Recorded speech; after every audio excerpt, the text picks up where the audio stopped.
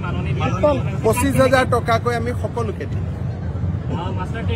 Master trainer পৰা expert সকলক 30,000 টকা সন্মান ৰাখি দিম। মাষ্টাৰ ট্ৰেইনাৰ আৰু শিল্পীসকলক আমি যোৱাবাৰ যেনেকৈ বিহুত দিছিলোঁ এইবাৰো তেনেকৈ আমি সকলোকে দি দিম। স্যাৰ সাংস্কৃতিক কেন্দ্ৰৰ কথা উল্লেখ কৰিছে কিছু স্থানত সাংস্কৃতিক কেন্দ্ৰৰ কাৰণে আপুনি আমাৰ 800খন বাগিচা আছে।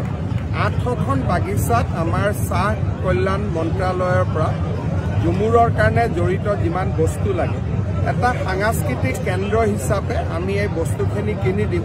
গতিকে 800খন বাগিচাটো আমি সমূহীয়াভাৱে 25,000 টকা আৰু নাচিবলৈ অহা ল'ৰা ছোৱালীসকলক ব্যক্তিগতভাৱে 25,000 টকা। একেলগতে দিয়া হ'ব নেকি? একেলগে মানে তেওঁলোকৰ বেংক একাউণ্টবোৰ লৈ ল'ব নহয় যিটো চাহ বাগিচাসমূহত দিয়া একেলগে হৈ যাব। বনো যেতিয়া অন্য এটা প্ৰসংগলৈ 25,000 টকাকৈ আমি সকলোকে দিম। মাষ্টাৰ ট্ৰেইনাৰ পৰা এক্সপাৰ্ট সকলক 30,000 টকা সন্মান ৰাখি দিম। মাষ্টাৰ ট্ৰেইনাৰ আৰু শিল্পীসকলক আমি যোৱাবাৰ যেনেকৈ বিহুত দিছিলোঁ এইবাৰো তেনেকৈ আমি সকলোকে দি দিম। স্যাৰ সাংস্কৃতিক কেন্দ্ৰৰ কথা উল্লেখ কৰিছে কিছু স্থানত সাংস্কৃতিক কেন্দ্ৰৰ কাৰণে আপুনি আমাৰ 800খন বাগিচা আছে। 800খন বাগিচাত আমাৰ চাহ কল্যাণ মন্ত্ৰালয়ৰ পৰা ঝুমুৰৰ কাৰণে জড়িত যিমান বস্তু লাগে এটা সাংস্কৃতিক কেন্দ্ৰ হিচাপে আমি এই বস্তুখিনি কিনি দিম। গতিকে 800খন বাগিচাটো আমি সমূহীয়াভাৱে 25,000 টকা আৰু নাচিবলৈ অহা ল'ৰা ছোৱালীসকলক ব্যক্তিগতভাৱে 25,000 টকা। একেলগতে দিয়া হ'ব নেকি?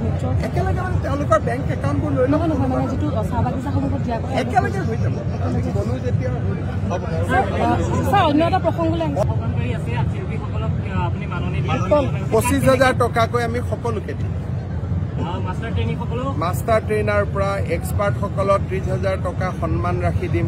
মাষ্টাৰ ট্ৰেইনাৰ আৰু শিল্পীসকলক আমি যোৱাবাৰ যেনেকৈ বিহুত দিছিলোঁ এইবাৰো তেনেকৈ আমি সকলোকে দি দিম। স্যাৰ সাংস্কৃতিক কেন্দ্ৰৰ কথা উল্লেখ কৰিছে কিছু স্থানত সাংস্কৃতিক কেন্দ্ৰৰ কাৰণে আপুনি আমাৰ 800খন বাগিচা আছে।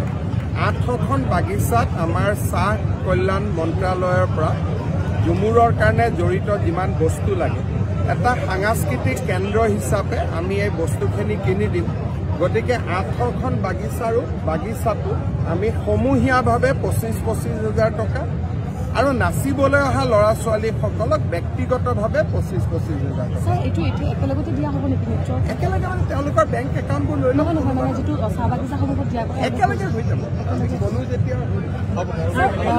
অন্য এটা প্ৰসংগলৈ